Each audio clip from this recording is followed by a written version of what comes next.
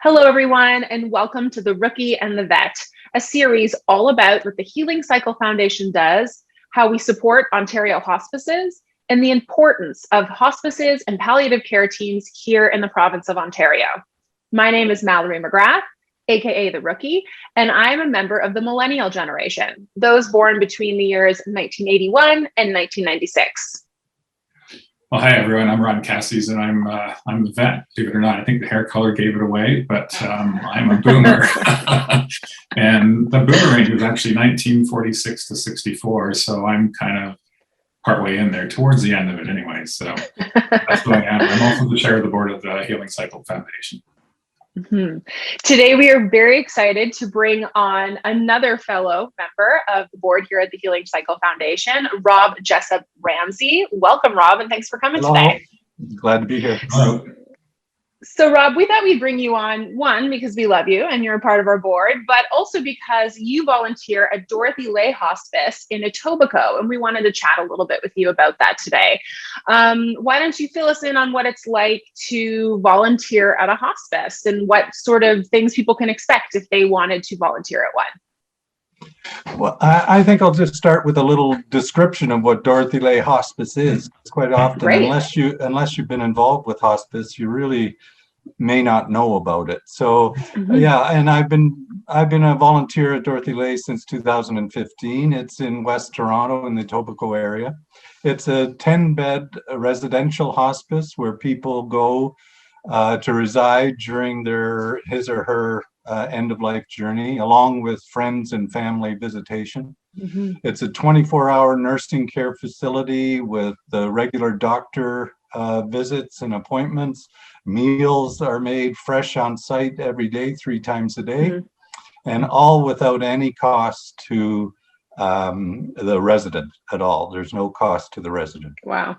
Each bed is in a separate room with a seating area, a TV, a private bathroom, and every resident is encouraged to bring in personal mementos and photos, personalize their room while they're there with things of meaning to them.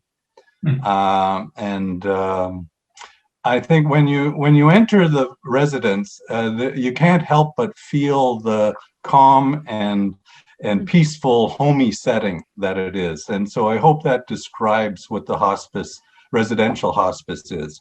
One of the other things I want to make mention is Dorothy Lay Hospice is also a community hospice. They have services in the homes of people. And I do visitations there with sort of companionship visits and just respite for caregivers who might need to get out. And other people go in and maybe do gentle massage or Reiki therapy, different aromatherapies, different complementary therapies. And if required, there's even spiritual guidance that we give to people. Oh, that sounds wonderful. So that's it. As far as my involvement, I do a number of things. I do home visits, like I said. I am in the residential once a week as well, just being there to help people and just sitting with them if they want. And so that's another one. I do also a grief session of facilitation with a men's grief group who people who have lost their spouses. So I do a number of things. And what led you to volunteer at Dorothy Lay Hospice?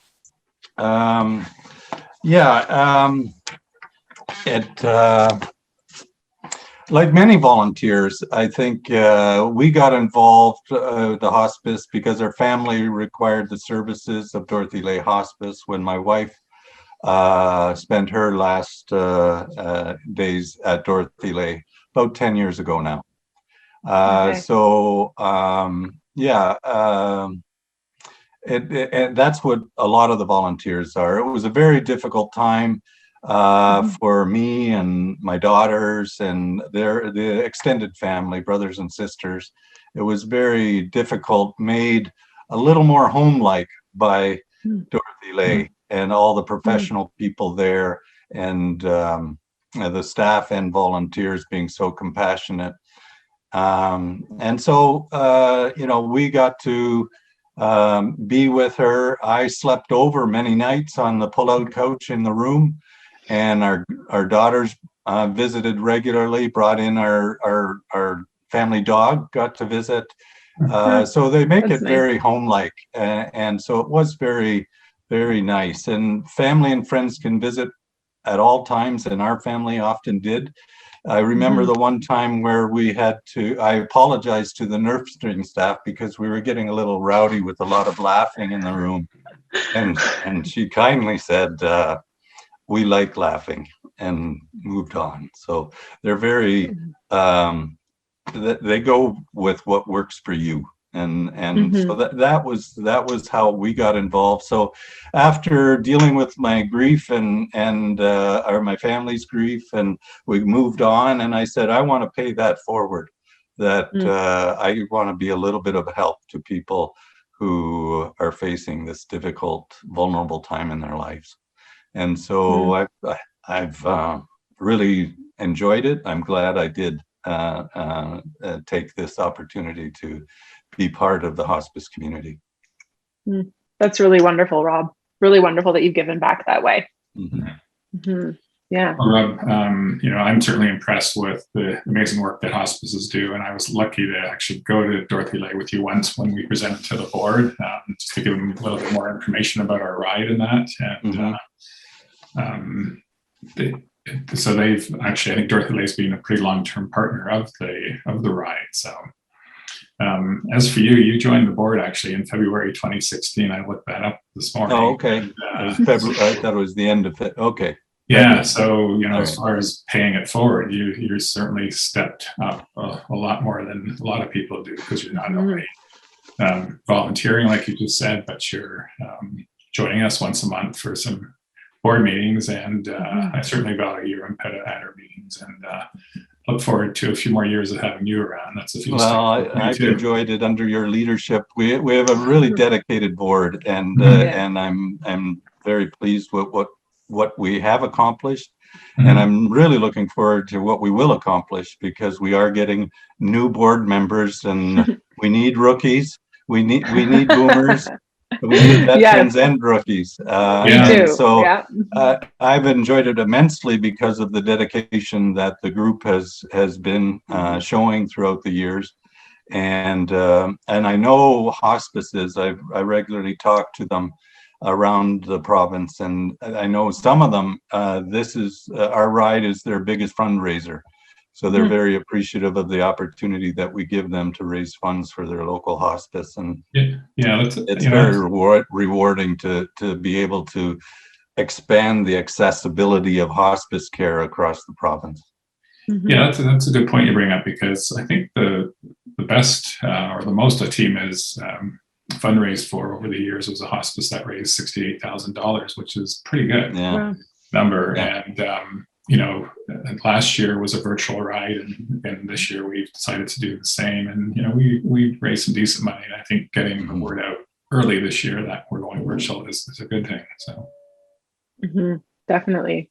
And so, Rob, what do you feel your impact as a volunteer is, or any volunteer's impact, in terms of giving their time freely at a hospice? How does it impact the family when you were there as a family member yourself? How do the volunteers impact you? What can you talk a little bit about that? Yeah, I'll answer that in two ways. I think the impact on the families and the people facing the end of life, but also the impact on me. And what I get out of it. People with life-limiting illnesses and their families are in a very vulnerable time. And what I hear most often, the important impact, is the appreciation for just being there, for coming close and listening. It's as simple as that. In their vulnerable state, they appreciate people coming to their home or just coming to their bedside and listening. I know I'm only a small piece of their lives, but I've come to realize it's an important piece too. Just listening to their story and listening to their fears and listening to their proudest accomplishments.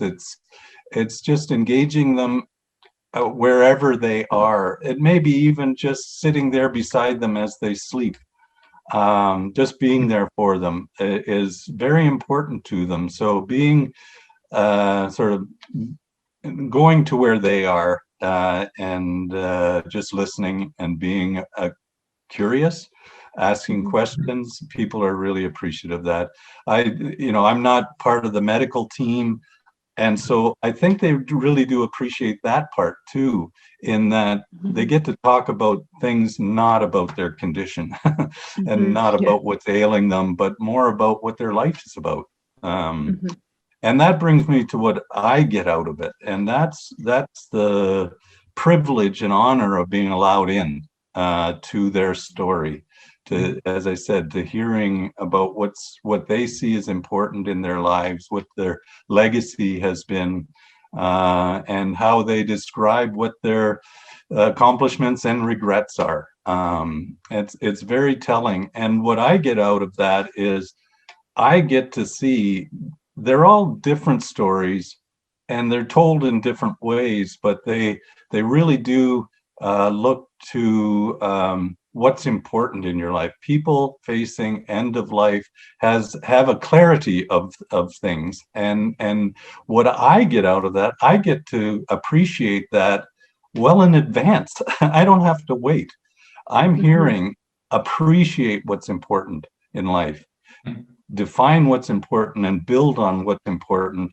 And so that's what helps me in my life is you don't sweat the little things. You keep in mind what the important things are, and that's what it's given me, a real appreciation for what's important to you, and go and live what's important to you.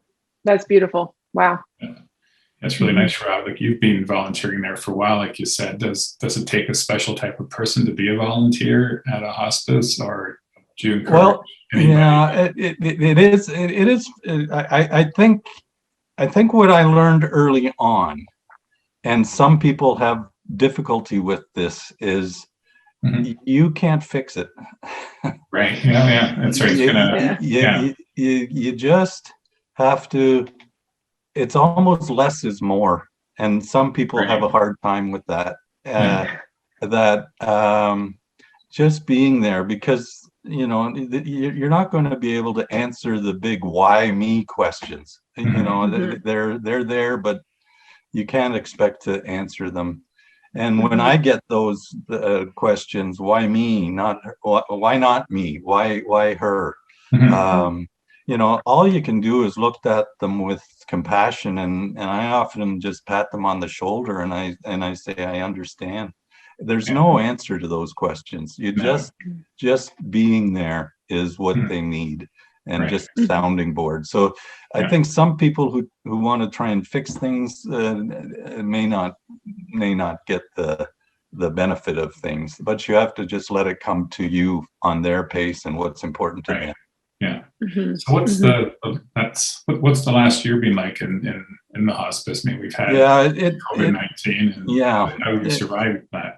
Yeah, it has been a rough year for all of us. And in a word, isolation has been everybody's impacted by the isolation that last year has brought.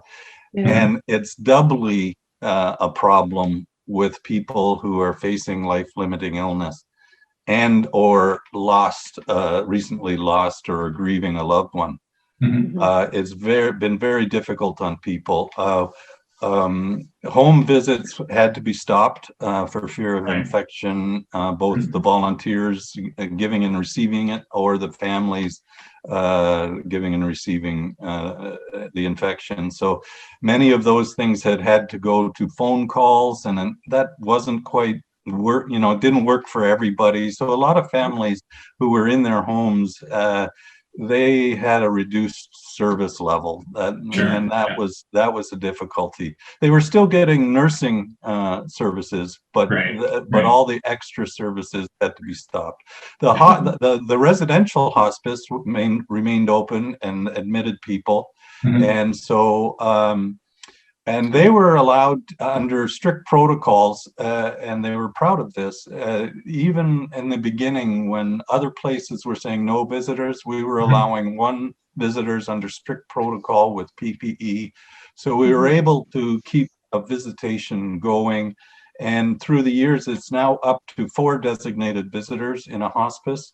They can only come in a pair at a time, and they have to go through some protocols and wear masks and PPE still.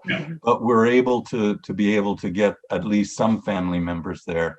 I think we have utilized Zoom a lot more with various programs. Like I said, I do a what we call a men's coffee talk of men who have lost their spouse, and we've been able to adapt.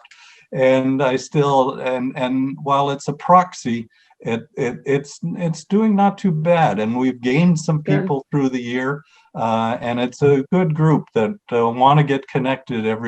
We do it every 2 weeks for an hour, and we have had some good sessions. And there's men from at different points of their journey along the way.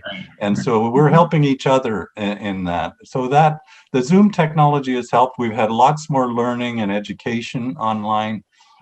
So we've adapted that way. And the one other real thing that has happened is the financial impact. There has been extra expenses because of the safety protocols brought in. So and unfortunately, donations this year have dropped.